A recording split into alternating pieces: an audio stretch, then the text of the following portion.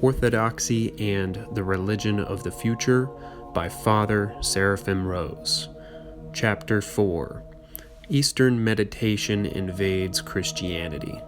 As an answer to the question of the possibility of a, quote, dialogue of Orthodox Christianity with the various non-Christian religions, the reader has been presented the testimony of 3 Orthodox Christians who confirm, on the basis of Orthodox doctrine and their own experience, what the Orthodox Church has always taught, that Orthodox Christians do not at all have the, quote, same God as the so-called, quote, monotheists, who deny that the gods of the pagans are in fact demons, and that the experiences and powers which the pagan, quote, gods can and do provide are satanic in nature. All this in no way contradicts the words of St. Peter, that God is no respecter of persons, but in every nation he that feareth him and worketh righteousness is acceptable to him. Acts 10:34-35, or through the words of St. Paul, that God in times past suffered all nations to walk in their own ways. Nevertheless, he left not himself without witness, in that he did good, and gave us rain from heaven, and fruitful seasons, filling our hearts with food and gladness. Acts 14:17. Those who live in the bondage of Satan, the prince of this world, John 12:31, in darkness which is unenlightened by the Christian gospel, are judged in the light of that natural testimony of God which every man may have, despite this bondage. For the Christian, however, who has been given God's revelation, no, quote, dialogue is possible with those outside the faith. But ye not unequally yoked with unbelievers. For what fellowship hath righteousness with unrighteousness? And what communion hath light with darkness? And what concord hath Christ with Belial? Or what part hath he that believeth with an infidel? Wherefore come out from among them, and be ye separate, saith the Lord. 2 Corinthians 6:14-17. The Christian calling is rather to bring the light of Orthodox Christianity to them, even as St. Peter did to the God-fearing household of Cornelius the centurion, Acts 10:34-48, in order to enlighten their darkness and join them to the chosen flock of Christ's church. All of this is obvious enough to Orthodox Christians, who are aware of and faithful to the truth of God's revelation in the Church of Christ. But many who consider themselves Christians have very little awareness of the radical difference between Christianity and all other religions. And some who may have this awareness have very little discernment in the area of, quote, spiritual experiences, a discernment that has been practiced and handed down in Orthodox Patristic writings and lives of saints for nearly 2,000 years. In the absence of such awareness and discernment, the increasing presence of Eastern religious movements in the West, especially in the past decade or two, has caused great confusion in the minds of many would-be Christians. The case of Thomas Merton comes immediately to mind.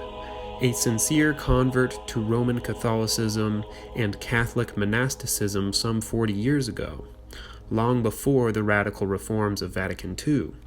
He ended his days proclaiming the equality of Christian religious experiences and the experience of Zen Buddhism and other pagan religions. Something has, quote, entered the air in these past 2 decades or so that has eroded whatever remained of a sound Christian outlook in Protestantism and Roman Catholicism, and now is attacking the Church itself, Holy Orthodoxy. The, quote, dialogue with non-Christian religions, end quote, is a result rather than a cause of this new, quote, spirit. In this chapter we shall examine some of the Eastern religious movements which have been influential in the 1970s, with special emphasis on the attempts to develop a syncretism of Christianity and Eastern religions, particularly in the realm of, quote, spiritual practices. Such attempts more often than not cite the Philokalia and the Eastern Orthodox tradition of contemplative prayer as being more kin to Eastern spiritual practices than anything that exists in the West. It is time enough, then, to point out clearly the great abyss that exists between Christian and non-Christian, quote, spiritual experience, and why the religious philosophy that underlies this new syncretism is false and dangerous. Section 1, quote, Christian Yoga. Hindu yoga has been known in the West for many decades, and especially in America, it has given rise to innumerable cults and also to a popular form of physical therapy which is supposedly non-religious in its aims.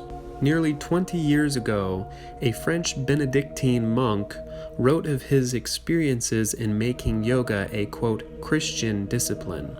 The description that follows is taken from his book. Hindu yoga is a discipline that presupposes a rather abstemious, disciplined life, and is composed of breath control and certain physical postures which produce a state of relaxation in which one meditates, usually with the help of a mantra or sacred utterance which aids concentration. The essence of yoga is not the discipline itself, but the meditation which is its end. The author is correct when he writes, quote, the aims of Hindu yoga are spiritual. It is tantamount to treason to forget this and retain only the purely physical side of this ancient discipline, to see it in no more than a means towards bodily health or beauty, end quote. To this it should be added that the person who uses yoga only for physical well-being is already disposing himself towards certain spiritual attitudes, and even experiences of which he is undoubtedly unaware. Of this more will be said below. The same author then continues, quote, the art of the yogi is to establish himself in complete silence, to empty himself of all thoughts and illusions, to discard and forget everything but this one idea. Man's true self is divine. It is God, and the rest is silence, end quote. The idea, of course, is not Christian but pagan, but the aim of, quote, Christian yoga is to use the technique of yoga for a different spiritual end, for a, quote, Christian meditation. The object of the yoga technique, in this view, is to make one relaxed, content, unthinking, and passive or receptive to spiritual ideas and experiences. Quote, as soon as you have taken up the posture, you will feel your body relaxing and a general feeling of well-being will establish itself in you, end quote. The exercises produce an, quote, extraordinary sense of calm. Quote, to begin with, one gets the feeling of a general unwinding, of a well-being taking hold, of a euphoria that will, and in fact does, last. If one's nerves have been tense and overstrung, the exercises calm them, and fatigue disappears in a little time. Quote, the goal of all the yogi's, efforts is to silence the thinking self in him by shutting his eyes to every kind of enticement. End quote. The euphoria which yoga brings, quote, could well be called a state of health that allows us to do more and do it better on the human plane to begin with, and on the Christian, religious, spiritual plane afterwards. The most apt word to describe it is contentedness. A contentedness that inhabits body and soul and predisposes us toward the spiritual life, end quote. One's whole personality can be changed by it. Quote, Hatha Yoga influences character to the good.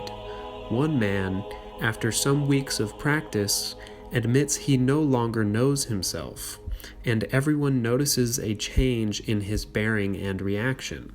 He is gentler and more understanding. He faces experience calmly. He is content. his whole personality has been altered, and he himself feels it steadying and opening out. From this there arises an almost permanent condition of euphoria, of contentedness." End quote. But all of this is only a preparation for a, quote, "spiritual aim," which begins to make itself felt in a very short time. Quote, "By becoming contemplative in a matter of weeks, my prayer had been given a particular and novel cast." End quote. Becoming extraordinarily calm, the author notices, quote, "the ease I felt in entering into prayer, in concentrating on a subject," end quote. One becomes, quote, "more receptive to impulses and promptings from heaven."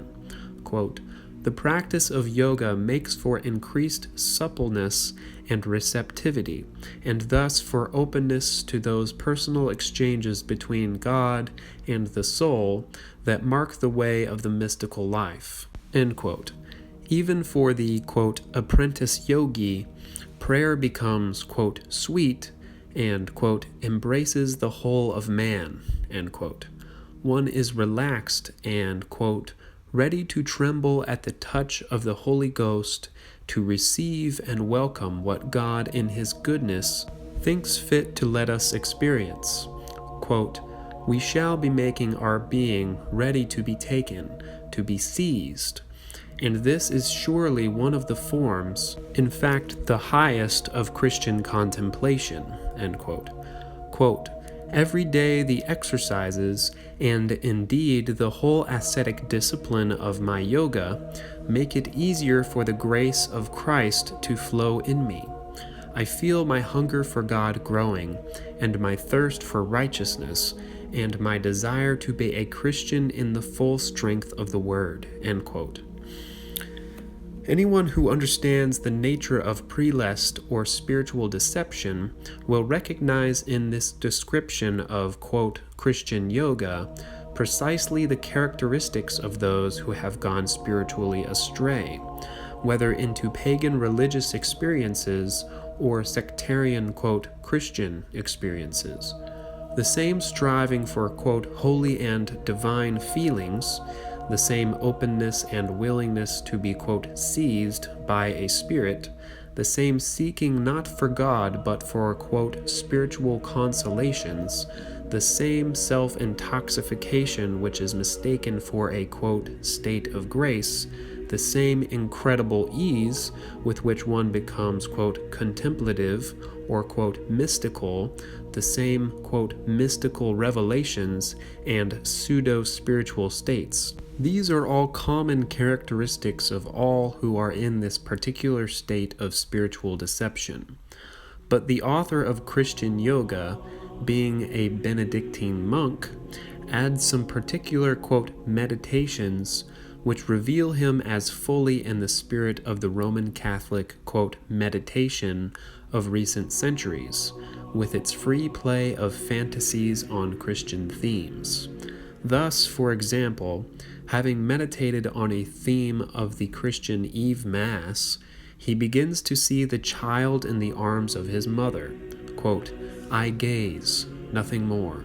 Pictures, ideas, associations of ideas, Savior, King, light, halo, shepherd, child, light again, come one after another, march past. All these pieces of a sacred puzzle taken together arouse one idea in me, a silent vision of the whole mystery of Christmas." End quote. Anyone with the slightest knowledge of Orthodox spiritual discipline will see that this pitiable, quote, "Christian yogi" has fallen handily into a trap set by one of the lesser demons that lie in wait for the seeker of, quote, "spiritual experiences." He has not even seen an, quote, "angel of light," but has only given way to his own, quote, "religious fancies." The product of a heart and mind totally unprepared for spiritual warfare and the deceptions of the demons. Such, quote, "meditation" is being practiced today in a number of Roman Catholic convents and monasteries. The fact that the book concludes with an article by the French translator together with excerpts from the Philokalia, only reveals the abyss that separates these dilettantes from the true spirituality of Orthodoxy, which is totally inaccessible to the modern, quote, wise men who no longer understand its language. A sufficient indication of the author's incompetence in understanding the Philokalia is the fact that he gives the name, quote, prayer of the heart, which in Orthodox tradition is the highest mental prayer, acquired by very few only after many years of ascetic struggle and being humbled by a true God-bearing elder, to the easy trick of reciting syllables in rhythm with the heartbeat. We shall comment more fully below on the dangers of this, quote, Christian yoga when noting what it possesses in common with other forms of, quote, Eastern meditation, which are being offered to Christians today. Section 2, quote, Christian Zen. An Eastern religious practice on a more popular level is offered in the book of an Irish Catholic priest, William Johnston, Christian Zen. The author starts from basically the same place as the author of Christian Yoga, a feeling of dissatisfaction with Western Christianity, a desire to give it a dimension of contemplation or meditation. Quote, many people, discontented with old forms of prayer, discontented with the old devotions that once served so well, are looking for something that will satisfy the aspirations of the modern heart. Quote, contact with Zen has opened up new vistas, teaching me that there are possibilities in Christianity I never dreamed of. End quote. One may, quote, practice Zen as a way of deepening and broadening his Christian faith. End quote. The technique of Japanese Zen is very similar to that of Indian yoga, from which it is ultimately derived, although it is rather simpler. There is the same basic posture, but not the variety of postures of yoga, breathing technique, the repetition of a sacred name if desired, as well as other techniques particular to Zen. The aim of these techniques is the same as that of yoga, to abolish rational thinking and attain a state of calm, silent meditation. The sitting position, quote, impedes discursive reasoning and thinking, and enables one to go, quote, down to the center of one's being in imageless and silent contemplation, to, quote, a deep and beautiful realm of psychic life, to, quote, deep interior silence, end quote. The experience thus attained is somewhat similar to that achieved by taking drugs, for, quote, people who have used drugs understand a little about Zen, since they have been awakened to the realization that there is a depth in the mind worth exploring, end quote. And yet this experience opens up a new approach to Christ, an approach that is less dualistic and more, quote, oriental. Even absolute beginners in Zen can attain, quote, a sense of union and an atmosphere of supernatural presence, end quote, a savoring of, quote, mystical silence. Through Zen, the state of contemplation hitherto restricted to a few, quote, mystics can be, quote, broadened out, and, quote, all may have vision, all may reach samadhi, end quote, enlightenment. The author of Christian Zen speaks of the renewal of Christianity, but he admits that the experience he thinks can bring it about may be had by anyone, Christian or non-Christian. Quote, I believe that there is a basic enlightenment which is neither Christian nor Buddhist nor anything else. It is just human, end quote. Indeed, at a convention on meditation at a Zen temple near Kyoto, quote, the surprising thing about the meeting was lack of any common faith. No one seemed the slightest bit interested in what anyone else believed or disbelieved, and no one, as far as I can recall, even mentioned the name of God." End quote. This agnostic character of meditation has a great advantage for, quote, missionary purposes.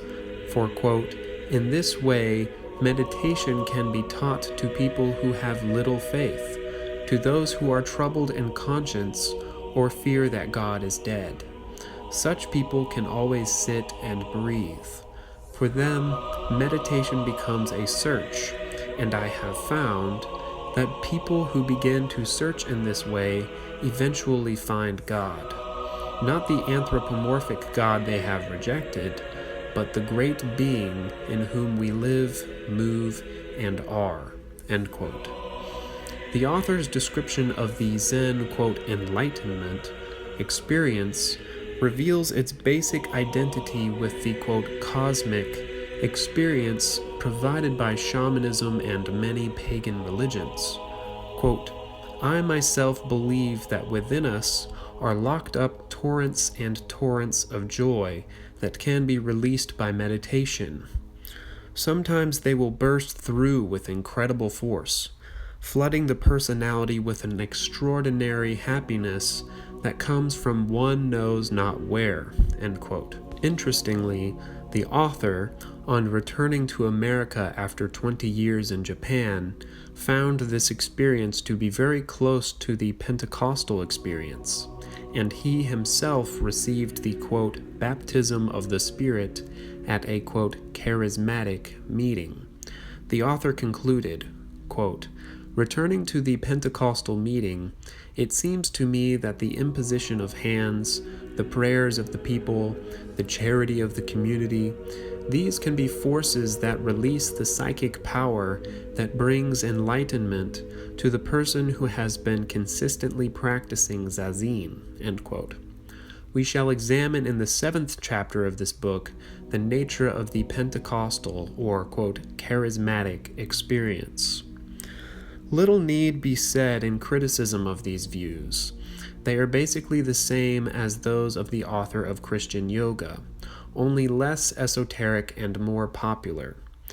Anyone who believes that the agnostic, pagan experience of Zen can be used for a, quote, contemplative renewal within Christianity surely knows nothing whatever of the great contemplative tradition of Orthodoxy, which presupposes burning faith, true belief, and intense ascetic struggle.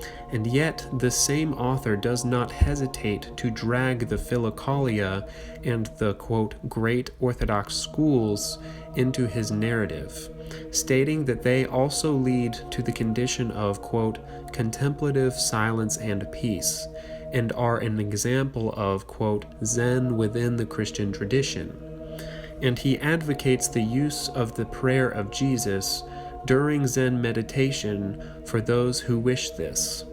Such ignorance is positively dangerous, especially when the possessor of it invites the students at his lectures as an experiment in, quote, mysticism to, quote, sit in zazen for 40 minutes each evening.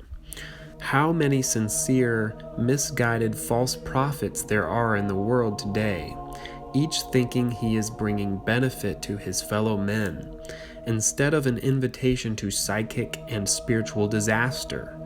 Of this we shall speak more in the conclusion below. Section 3. Transcendental Meditation.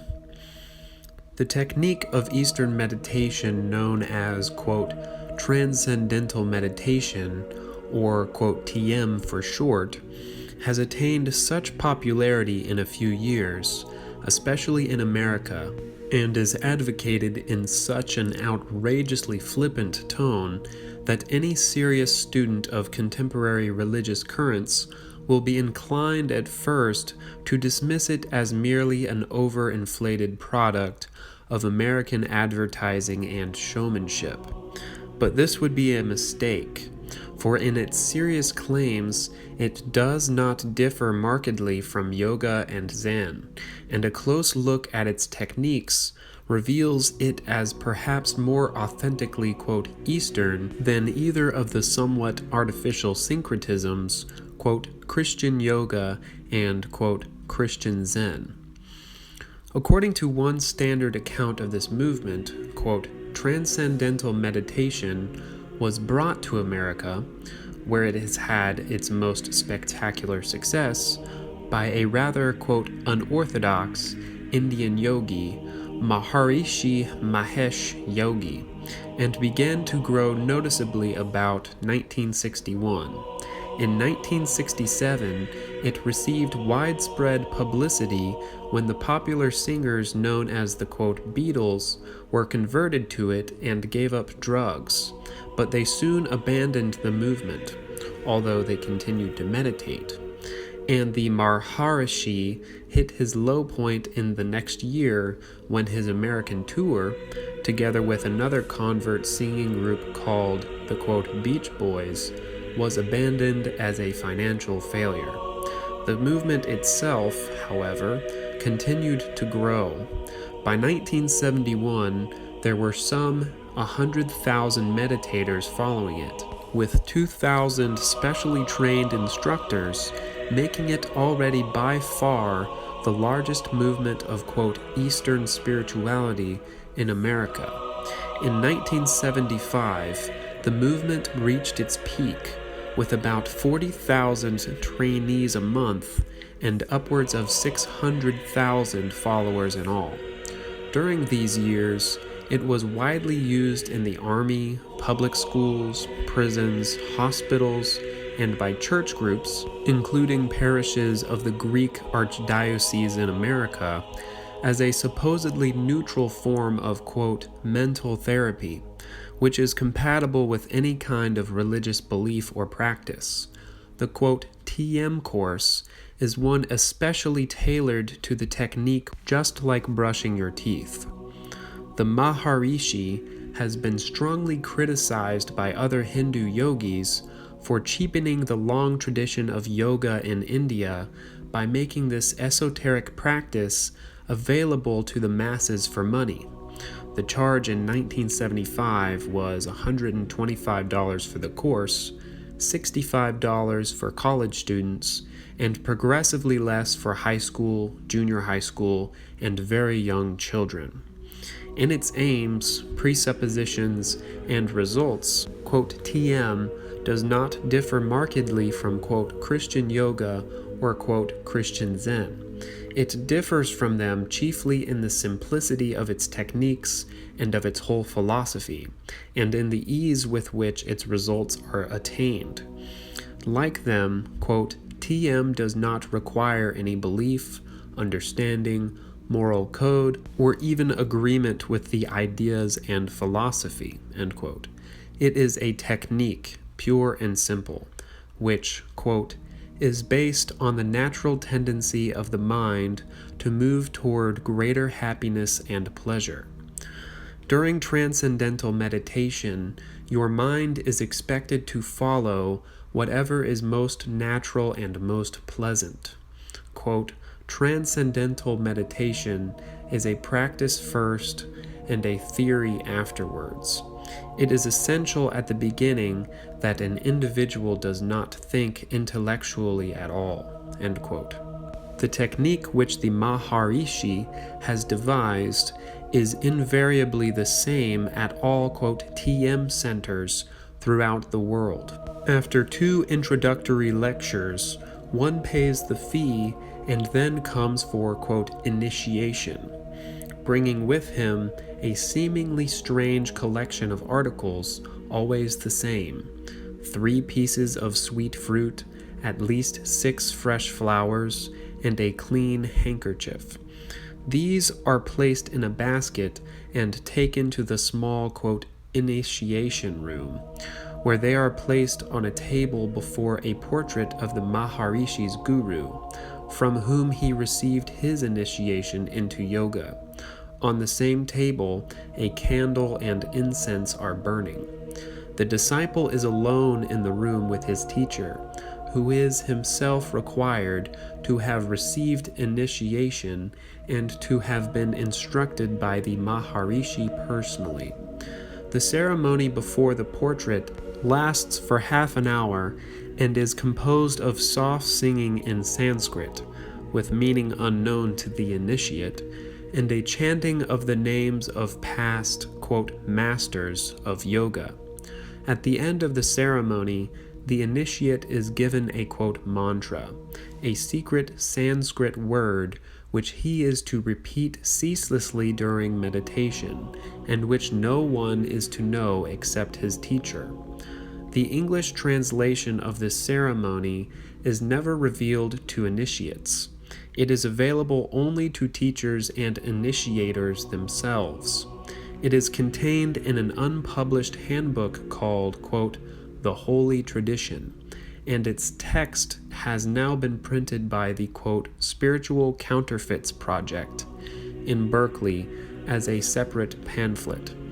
This ceremony is nothing but a traditional Hindu ceremony of worship of the gods, puja, including the deified guru of the Maharishi, Sri Guru Dev, and the whole line of, quote, masters through which he himself received his initiation. The ceremony ends with a series of 22, quote, offerings made to the Maharishi's guru, each ending with the words, quote, to Shri Guru Dev I bow down. The initiator himself bows down before a portrait of Guru Dev at the end of the ceremony and invites the initiate to do likewise. Only then is the latter initiated. The bowing is not absolutely required of the initiate, but the offerings are. Thus, the modern agnostic, usually quite unawares, has been introduced to the realm of Hindu religious practices. Quite easily he has been made to do something to which his own Christian ancestors, perhaps, had preferred torture and cruel death. He has offered sacrifice to pagan gods. On the spiritual plane, it may be this sin, rather than the psychic technique itself, that chiefly explains the spectacular success of, quote, TM. Once he has been initiated, the student of, quote, TM meditates twice daily for 20 minutes each time, precisely the same amount recommended by the author of Christian Yoga, letting the mind wander freely and repeating the mantra as often as he thinks of it. Frequently, one's experiences are checked by his teacher.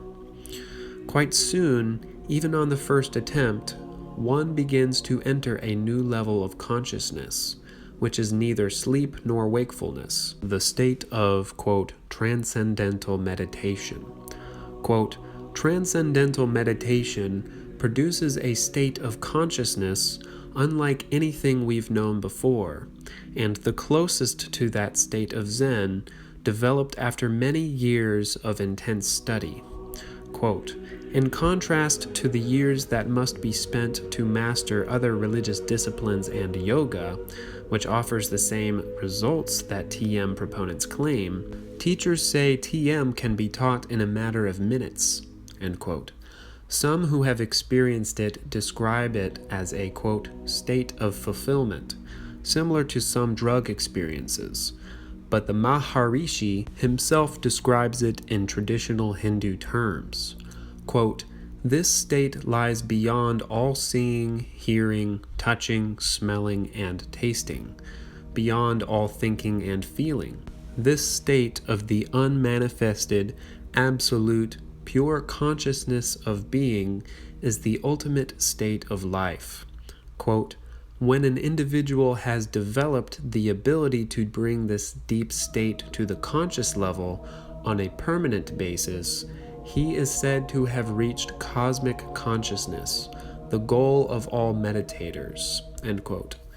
In the advanced stages of, quote, TM, the basic yoga positions are taught, but they are not necessary to the success of the basic technique, nor is any ascetic preparation required. Once one has attained the, quote, transcendental state of being, all that is required of one is 20 minutes of meditation twice daily, since this form of meditation is not at all a separate way of life, as in India, but rather a discipline for those who lead an active life. The Maharishi's distinction lies in having brought this state of consciousness to everyone, not just a chosen few. There are numerous success stories for, quote, TM, which claims to be effective in almost all cases. Drug habits are overcome, families are reunited, one becomes healthy and happy. The teachers of TM are constantly smiling, bubbling over with happiness. Generally, TM does not replace other religions, but strengthens belief in almost anything. Quote, Christians, whether Protestant or Catholic, also find that it makes their belief and practice more meaningful and deeper. The swift and easy success of, while it is symptomatic of the waning influence of Christianity on contemporary mankind, has also led to its early decline. Perhaps more than any other movement of, quote, Eastern spirituality, it has had the character of a, quote, fad, and the Maharishi's announced aim to, quote, initiate the whole of humanity is evidently doomed to failure. After the peak year of 1975, enrollment in, quote, TM courses has steadily declined, so much so that in 1977, the organization announced the opening of a whole new series of, quote, advanced courses, obviously devised in order to regain public interest and enthusiasm. These courses are intended to lead initiates to the, quote, siddhis, or, quote, supernatural powers of Hinduism, walking through walls, becoming invisible, levitating and flying through the air, and the like. The courses have generally been greeted with cynicism, even though a, quote, TM brochure features a photograph of a, quote, levitating meditator. See Time Magazine, August 8, 1977, page 75. Whether or not the courses, which cost up to $3,000, will produce the claimed results, which are in the province of the traditional, quote, fakirs of India, quote, TM itself stands revealed as a passing phase of the occult interest in the second half of the 20th century. Already, many examples have been publicized of, quote, TM teachers and disciples alike who have been afflicted with the common maladies of those who dabble in the occult: mental and emotional illness, suicide, attempted murder, demonic possession. In 1978, a United States federal court came to the decision that, quote, TM is indeed religious in nature and may not be taught in public schools. This decision will undoubtedly further limit the influence of, quote, TM, which, however, will probably continue to exist as one of the many forms of meditation which many see as compatible with Christianity, another sad sign of the times. This concludes part 4 of the reading of Orthodoxy and the Religion of the Future by Father Seraphim Rose. Be sure to like, share, and subscribe. Below are the links to the music used and my social media. Thank you, and God bless.